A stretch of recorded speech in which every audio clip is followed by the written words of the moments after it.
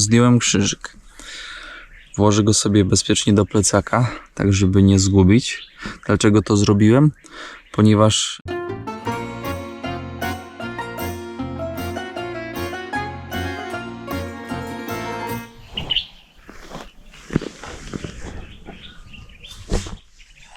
Dzień dobry. Co wy tu robicie? Proszę zobaczyć, jaka miejscowa. Nowy dzień, nowy odcinek, nowe przygody z kierownikiem. Słuchajcie, w nocy tak tutaj szczury biegały. Mówiłem, szczury polne. No gnoje tak biegały po tych krzakach o tutaj obok, że nie da się tego określić. Musiałem zatyczki włożyć. Myślałem, że może mnie będą chciały podgryźć czy coś, ale nie. Tutaj koleżka, koleżanka.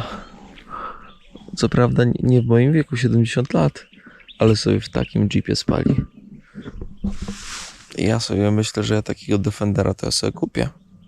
Tylko ja muszę jeszcze zarobić. Coś muszę, tak, muszę zarobić.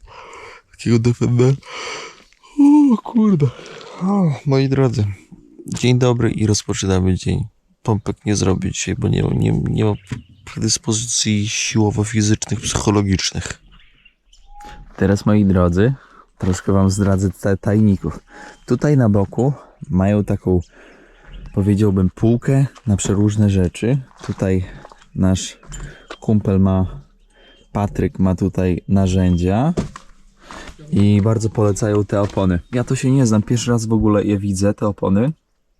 Ale bardzo ważne jest, żeby all terrain, czyli na każdy typ terenu, powiem wam, że one robiły taką robotę, biorąc pod uwagę, że tutaj te skały są bardzo ostre, naprawdę są czasami jak scyzoryki. I te opony dawały sobie radę. Więc tak, na dachu jest solar, który totalnie spełnia ich wszelkie potrzeby na energię. Nie muszą się nigdy martwić w ogóle o energię. Zawsze wystarczy im tyle energii, ile solar wyprodukuje. Tutaj była wcześniej toaleta, którą wymontowali. Ponoć ta toaleta się wysuwała jakoś tak, wiecie, dziwnie. Nawet ze spłuczką była.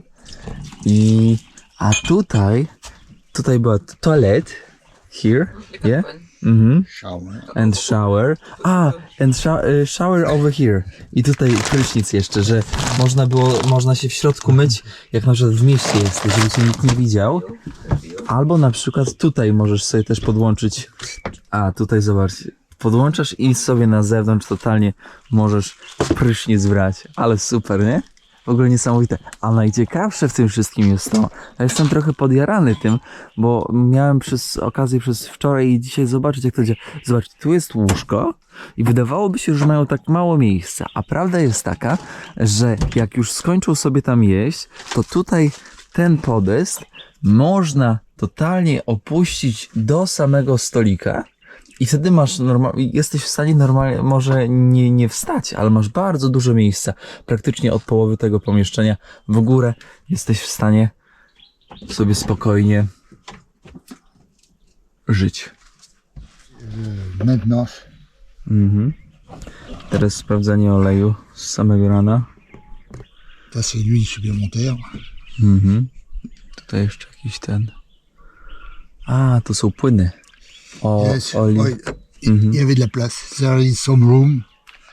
I put a modification to store the oil. Okej, ale fajnie, zobaczcie, jak to wszystko, ta powierzchnia wykorzystana. Tutaj nie ma gdzie ręki włożyć. Modification for the level of the coolant. Cooler. Płyn chłodniczy też zmodyfikowany. Because if you don't have coolant, you can break your motor. No właśnie. Też powiększył chyba zbiorniczek. I tam jest sensor. This is sensor. Sensor. Też dodał sensor. Fajnie. 3050. Yes. 3000 kg ta maszyna. Jako stary wyga, wiecie co zrobiłem? Zdjąłem krzyżyk. Włożę go sobie bezpiecznie do plecaka, tak żeby nie zgubić. Dlaczego to zrobiłem? Ponieważ jesteśmy teraz w okresie Ramadanu i w momencie, kiedy jest Ramadan, no wiecie, teraz podróżujemy po Afryce Zachodniej i w Ramadanie ludzie mogą być bardziej tacy podatni na różne rzeczy, bo są głodni po prostu, co ja wam będę mówić. I zdejmuję go, żeby nie tworzyć takiej bariery. Po prostu. Ktoś zaraz powie, o nie, z takim krzyżykiem to powinieneś zawsze w ogóle podróżować, nie zdejmować nigdy. No to zapraszam do Afryki. Zapraszam do Afryki Zachodniej z takim wielkim krzyżem. No i tak proszę popodróżować sobie miesiąc. To nie chodzi o to, żeby w podróży budować mury albo dawać do zastanawiania się, dlaczego jest krzyżyk, że chrześcijanin i w ogóle, bo bardzo często oni o chrześcijaństwie nic nie wiedzą. O chrześcijanach nic nie wiedzą, tylko wiedzą, że no to są, nie wiem, konkurenci, przeciwnicy islamu, więc to nie o to w tym wszystkim chodzi. Ale nie mam czasu na to, żeby burzyć mury, które się tworzą przez tak drobne rzeczy, więc tak. No a ludziom, którzy będą mieć kija w dupie, za przeproszeniem, że ten krzyż zostaje teraz zdjęty, no to zapraszam może nie do Zachodniej. Zapraszam do Sudanu albo do Pakistanu, albo do Afganistanu z krzyżykiem. I wtedy, my friend, zrozumiecie, o co chodzi. Albo do Iraku. Bo wiecie, bo łatwo się mówi, jak się siedzi tam. Trudniej się robi, jak się jest tutaj na miejscu. Więc to jest wszystko, wiecie, to jest wszystko połączenie psychologii, to jest wszystko połączenie socjologii, to jest wszystko połączenie praktyki z teorią. Dobra, chowam. Krzyżyk z Grabarki. Grabarka w bardzo, bardzo ważne miejsce na mapie Polski, na mapie Podlasia. Polecam odwiedzić. Wiecie ile lat jest ze mną ten krzyżyk? 20... Obstawiam, że może z 24. Więc tak, no, 24 lata ze mną jest na mojej szyi. No to pojechali.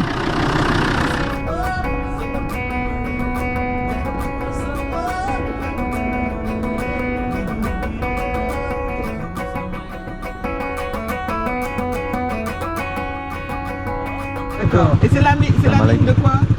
Zobaczcie, droga do kopalni, szeroka, prościutka, elegancka. Droga do miasta regionalnego, wyboista i bardzo słaba. Tutaj nie ma, że miejsca nie ma w środku samochodu. Tutaj zawsze miejsce się znajdzie na samochodzie. Widzieliście, jak na osobówce koleżka leciał? Można. Moi drodzy, pierwsza linia kolejowa w Gwinei Conakry, którą transportuje się boksit, czyli surowiec potrzebny do wytworzenia aluminium. Pierwszy most przez Tingulinta River, czyli przez Tingulinta rzekę.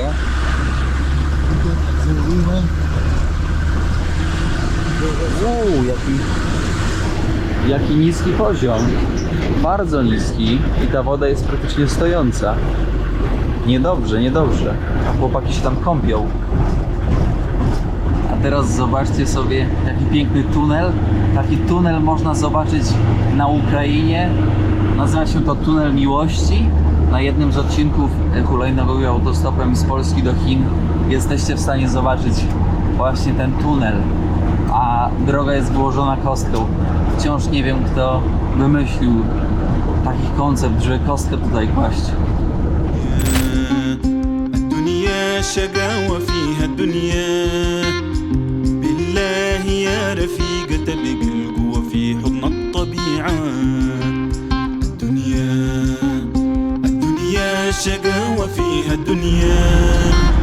Szanowni Państwo, witamy w pierwszym, największym mieście, które odwiedzamy w Gwinei Conakry, czyli mieście o nazwie Boke.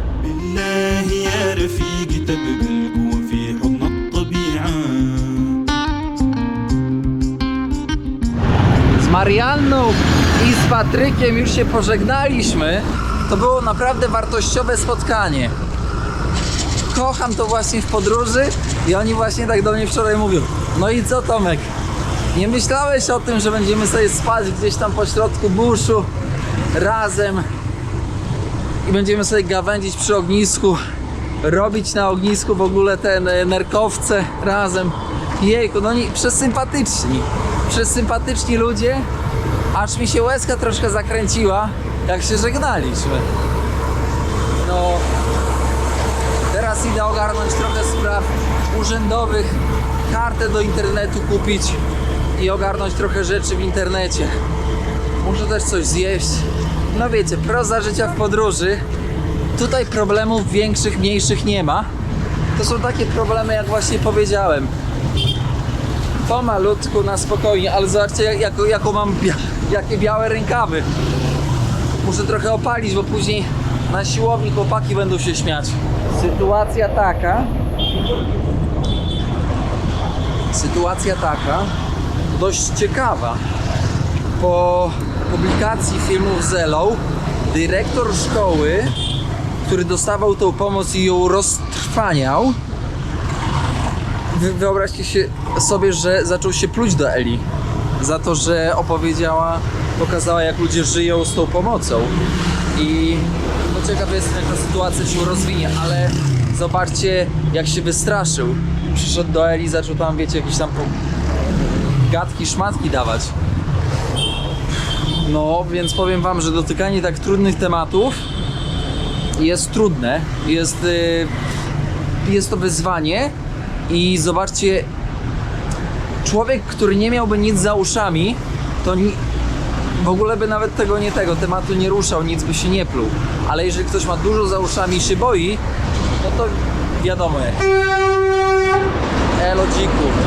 A jeszcze sytuacja jest taka, że jesteśmy w Ramadanie i nikt nie je teraz, a ja szukam jedzenia. I znowu wyzwanie.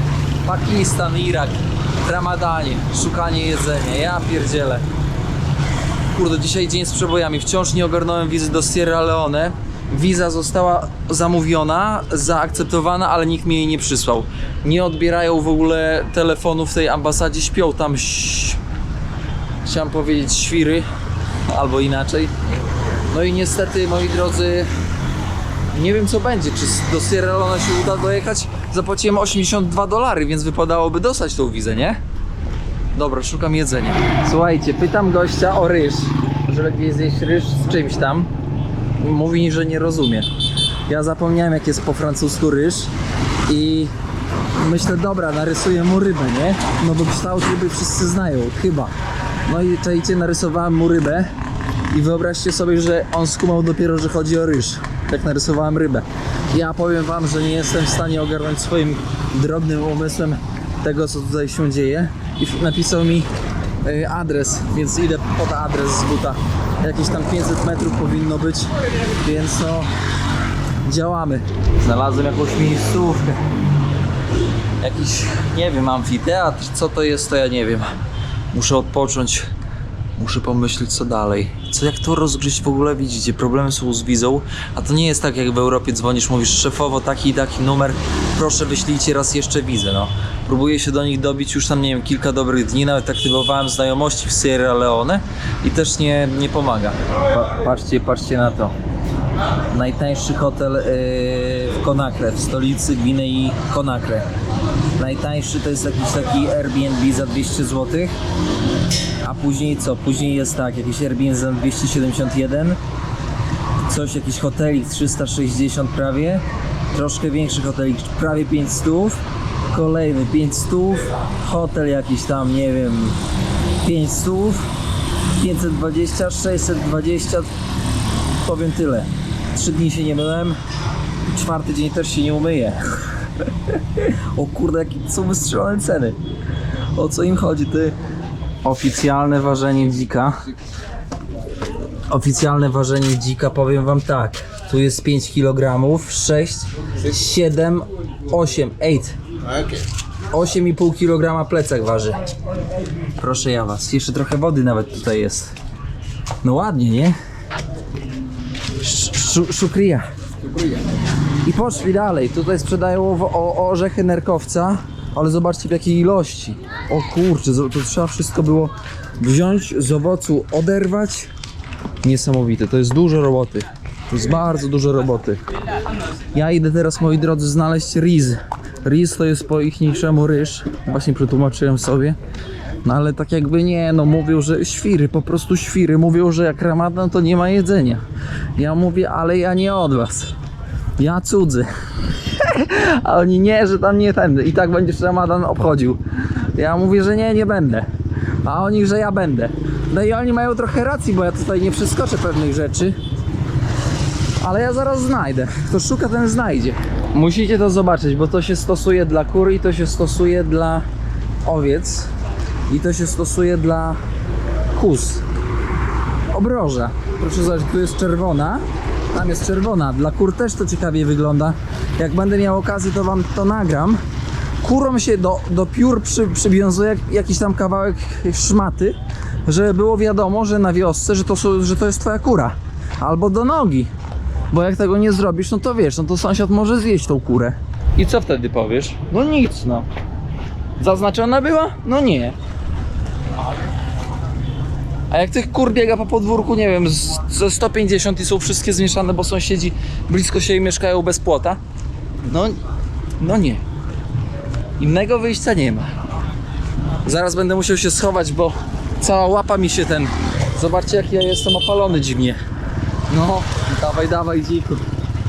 Bokę. Tak jeżdżą taksówkarze na motorkach tutaj w bokę. Ten, kto pokazał Afrykanom plastikowe torebki, opakowania, powinien się wstydzić. No bo pokazał im to i nie wyedukował, co z tym zrobić. One są wszędzie. Normalnie ja tutaj, ja powiem wam szczerze tak, że ja w Afryce o takiej bemki to ja dawno nie widziałem. W Afryce oddycham plastikiem. No bo oni nie wiedzą, co z tym zrobić, więc palą też. Powiem tak, wiza jakoś nie idzie dobrze z wizą. Wpadłem do lokalnego fryzjera. Wiecie, że ja lubię u lokalnego fryzjera wbić. Może taką fryzurkę sobie machnę? Nie, no ja to na łyso się ogolę. Oprócz kolega tutaj elegancko ogarnia. Zobaczcie, jakie fryzurki. Jest Barcelona, Real Madrid, Paris, wszystko jest. Tutaj możesz sobie wybrać, nawet taki zygzak może ci odwalić, kumpel.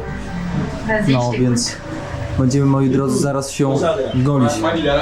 Poprosiłem koleżkę, żeby mi brodę chociaż nie zgolił, ale wiem, że niektórzy z was pewnie by chcieli, żeby mi zgolił brodę. I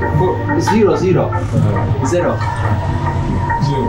Tutaj koledzy tłumaczę, musimy wiedzieć, higienę zachować.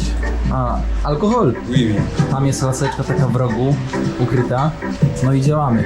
Koleżka elegancko tutaj ogarnia. Zobaczcie, jak kierownik elegancko wygląda teraz. Poorał mnie tutaj tą maszynką na żyletkę. To jest jere, a nie wiem, jak się rybka nazywa, ale dostałem taką kaszę i właśnie taką rybkę tutaj. Będziemy jeść, bo jestem taki głodny. W Ramadanie to jest trudno dostać jedzonko. Gdzie byś nie było, to jest trudno. Smacznego. To jest to, co teraz jadłem. Tego nie zjadłem, bo to jest ostra papryczka. To jest z manioku. Maniok się bierze, gotuje tą bulwę, trochę jak ziemniak bulwiasty. I później się rozwala. I później się trochę suszy i to takie coś wychodzi. Tak jak ale kasza, rybka. Trochę pomidorów i elegancko weszło. I tu z chłopakami rozmawiamy. O kurczę. Pojedzone, kierowniku. Koleżka tutaj mi pomógł. Dostałem właśnie informację, że sytuacja u Eli jest stabilna i bardzo złączyła pewną grupę Polaków, ponieważ tam inna grupa Polaków jest jakoś taka dziwnie nastawiona. Wiecie, no co ja wam będę mówić, ale no takie jest życie i na razie wszystko jest dobrze, więc git. Co do Ramadanu, też bardzo ważna kwestia, a mianowicie taka, że pierwszy dzień Ramadanu, pierwszy tydzień Ramadanu to jest błogosławieństwo dla podróżnika. Dlaczego? Bo wszyscy jak jeden brat poszczą i wszyscy są dobrzy. W sensie to jest taki czas, w którym człowiek się oczyszcza z grzechów i robi dobre rzeczy. Więc, moi drodzy, Więc moi drodzy, to jest dobry czas na podróż. Ale na pewno nie dobry czas na to, żeby robić masę, nie? Kurde, łapa mi spadła trochę. Lipa. Jeżeli widzisz takie solary, takie latarnie, no to wiedz, że Chińczycy w tym łapę maczali. Patrzcie, jak fura podniesiona. O kurde, jak podniesiona ostro. Można by było na pustyni jechać. Ja jadę dalej, dzisiaj jeszcze tak z 60 km, ale jaki rysunek tej. O kurcze. Ej, ale zobaczcie na to graffiti. Ale pięknie namalowane. Cudo, kafe.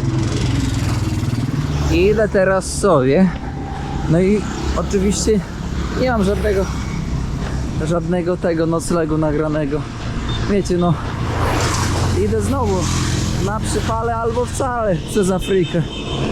Co ja w ogóle tutaj robię, ty? To jest beka. Ale badajcie na to, kierowniku. Głowa ogolona.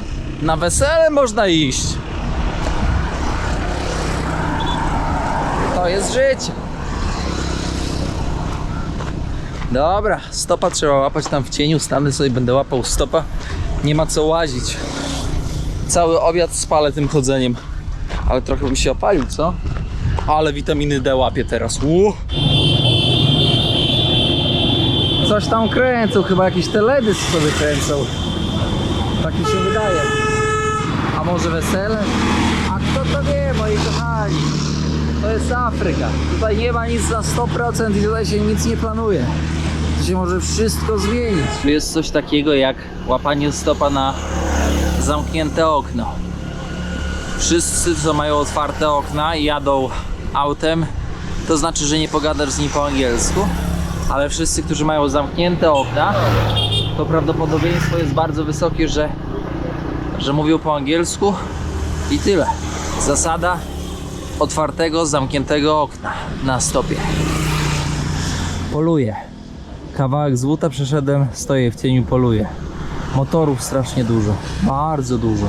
Każdy próbuje mnie tutaj zgarnąć. Police control. Speed control, nie? Prędkość mierzę. Tutaj łapię ich. Jak będą szybko jechali, to ich tam smyknę, nie? Tam ograbię ich z 2 zł. O, jedzie tak zwane zamknięte okno, czyli jest prawdopodobieństwo złapania stopa. Działamy. Patrzcie, oto takich aut nie łapiemy. Ani pogadasz, ani nic. Typek się zatrzymuje i mówi do mnie: a ty jesteś dziennikarzem? Ja mówię: nie jestem. A jestem zwykłym turystą. Elo dziku. Jestem zwykłym turystą, który sobie tutaj siedzi. Pogadali. Patrzcie na to, mistrz świata. Motor i parasolka. Mistrz, kocham to. Kreatywność ponad wszystko. 3 osoby na motorze.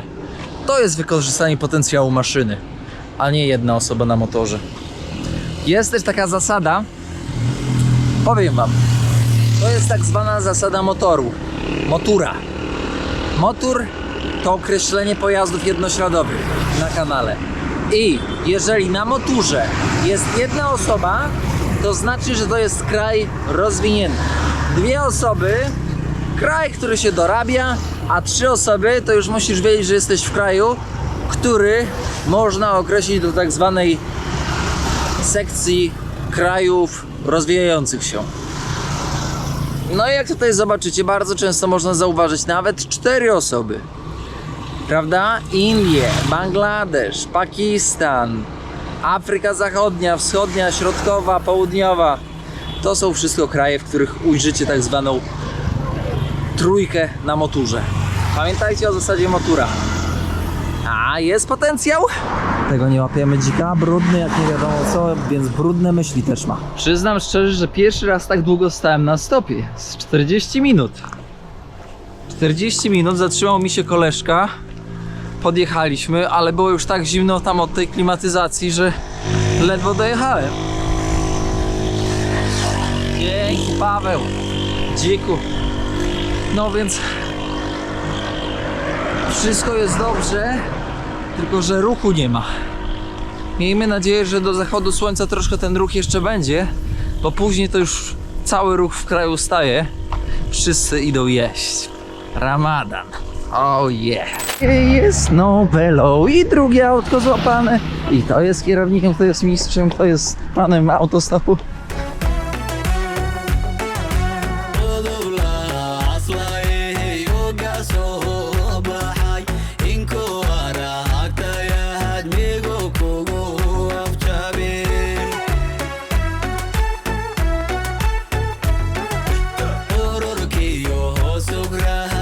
Ktoś tu klapka zostawił, tutaj, a to jest linia kolejowa. O, tutaj koleżce, o, pękło, pękła guma. Tutaj idzie boksyt, z jednej strony i z drugiej strony, moi drodzy. Tabor kolejowy. No i koleżka został na tym, na lodzie, na środku tego, jezdni. Co ja gadam, na środku torów, no. Idziemy, kurde, jak jest gorąco. Pękło. Trzeba zaznaczyć bardzo ważną kwestię, a mianowicie, że w krajach, przez które teraz przejeżdżaliśmy, ludzie... Hello bro, no. A teraz ludzie, w sensie ludzie w tych krajach rzadko... Dawaj dzików. Rzadko oszukują mnie. To jest dość ciekawe uczucie, bo przyjechałem tutaj z takim nastawieniem, że będą mnie chcieli orżnąć jak koguta na rosół. A jednak tak nie jest, powiem wam szczerze. Jest naprawdę, powiedziałbym, w większości przypadków bardzo klarownie i życzliwie. Papież ojciec całej naszej restauracji tutaj modlitwę teraz robi. My musimy poczekać, aż zrobi modlitwę i będzie można wtedy zjeść. Prawdopodobnie robi wcześniej modlitwę, bo jak wszyscy by już zrobią modlitwę, to on będzie już gotowy z jedzeniem, żeby wszystkim sprzedawać jedzenie, bo to Ramadan to jest najbardziej dochodowy czas ogólnie w sprzedaży jedzenia na ulicy. To trzeba wiedzieć, jakbyście chcieli zacząć kiedyś taki biznes w Afryce, nie? Albo nie tylko w Afryce, ale też na Bliskim Wschodzie, no i też na Dalekim Wschodzie. Załadowałem to, bo coś czuję, że mogło być przeboje żołądkowe. Bagieta, mięsko, mało tego, w sensie i fasola, ale powiem wam, że drogie, jak cholera drogie. Za to zapłaciłem 4 z kawałkiem, a za to zapłaciłem jakieś 9. Więc to jest najmniejsze warunki, dużo. Smacznego. Moi drodzy, dawno nie jadłem tak słabego jedzenia jak teraz. Za taki hajs, no nie, było tak słabo, że nawet nie jestem w stanie wykrztusić odrobiny dobrego słowa na tą potrawkę. Mięso tragiczne, no była tam wołowina, której nie dotknąłem, no bo po prostu nie dało się jej w ogóle przegryźć. Była tak gumowa, że normalnie głowa pada. Mam kapelusz? Mam. Zawsze mam problem, że zgubiłem go. Elo mordo. Krzyczą za kierownikiem. Lecę na wylotówkę. Koleżka na koszulce Onutik 1995 cyrylicą napisane. Jak byłem tam w sklepie, o kurde, zaraz się tą ciężarówką przejedzie. Jak byłem tam w sklepie, to podszedł do mnie gościu i mówi: siema, co tu robisz? Ja mówię: siema mordo, walczę z mięsem. A on do mnie: o fajnie, coś tam, skąd jesteś? Mówię, że z Polski. On mówi: a ja mieszkam teraz we Włoszech. I się okazało, też ciekawy temat, nie zdążyłem go nakręcić, bo się zawinął bardzo szybko, napięcie, że został, jak był mały, malutki, to został tutaj adoptowany przez Włochów. Ciekawe, nie? Ciekawe, o co w tym bardziej chodzi. I pojechał do Włoch. Tam dostał paszport włoski i teraz ma 2 obywatelstwa. Bissau Gwinea, Gwinea Conakry i Italiano. Więc od czasu do czasu przyjeżdża tutaj do domu, żeby odwiedzić rodzinę, tą prawdziwą rodzinę pierwotną, w sensie no kierowniku. Kto jest prawdziwą rodziną? Ci, co wychowali, czy ci, co urodzili? No tutaj możemy polemizować. Ale dobra. I mówi tak: dom jest jeden. Jak tu przyjeżdżam, to czuję się, jakbym był w domu. Widzicie? Pomimo, że się wychował we Włoszech. Ciekawe. Ciekawe przypadki po ludziach chodzą. Badajcie, kozłowi na niebiesko rogi pomalowali. Ale się dało zrobić w kakao. No. Ty, badajcie, kościół jest. Zaraz pójdę zobaczyć, że tam ksiądz jest. Jak jest ksiądz, to przybiję pionę i powiem: elo, mordo. Jestem. No proszę bardzo, kroję mu oponę. A ty. Nice. Dobra opona. Niestety z kościołem nie wypaliło. A z prostej przyczyny. Bo ksiądz mieszka jakieś tam 40 km od kościoła. Kurde. Niedobrze. Ramadanowe jedzonko już czeka. Ci chłopacy, którzy grali w piłkę, no to grali na suchara. Nic nie jedli, nic nie pili, moi drodzy, ale grali dalej w piłę, nie? Więc powiem wam, że no szacunek na osiedlu. Też chciałbym zaznaczyć, że tego typu zabiegi na ulicy ratują życie ludziom, ponieważ jeżeli w Afryce progu zwolniającego nie będzie, to tutaj nikt nie zwolni, a ja sobie hops i złapię stopa. No jednak nie złapałem. Tak też w życiu bywa, więc butuję. Sytuacja taka, że załatwiłem nocleg tutaj u lokalnych. Przychodzę, mówię: szefie, bo ja w drodze, czy mogę tam na podwórku postawić namiot? Mówi: nie ma problemu. Mówi: jak u siebie. Ale no nie parle français, no to trochę tak słabo, ale jakoś się udało. Proszę ja was, tutaj z tak zwaną grupą wsparcia, technikami głównymi, postawiliśmy namiot. Bardzo ładnie teraz. Ochrona już jest wokół namiotu, więc bez problemu tak można tutaj zostawić wszystkie rzeczy, włącznie z komputerem, z elektroniką. Wszystko zostawiam tutaj, jest pod bacznym okiem kogutów i kokoszek. Miejmy nadzieję, że kogut nie drapnie namiotu, bo będę musiał go drapnąć na rozsół. No, proszę, jak się czają. Patrzcie, z każdego boku obstawili. Widzieliście, jaka jest ochrona tutaj? A tu jest druga ochrona. Elo. Jest dobrze, no. Tutaj dla kolegi Gil wisi. Jest dobrze, moi drodzy. Nie ma lekko. Studnia. Głęboka? O kurde. Będzie z 15 metrów. Głęboka. Nieźle, nie mają pompy. Wszystko idzie na sznury. Trzeba wyciągnąć, wciągnąć. No, spoko, dzieci się boją. Tutaj przy studni.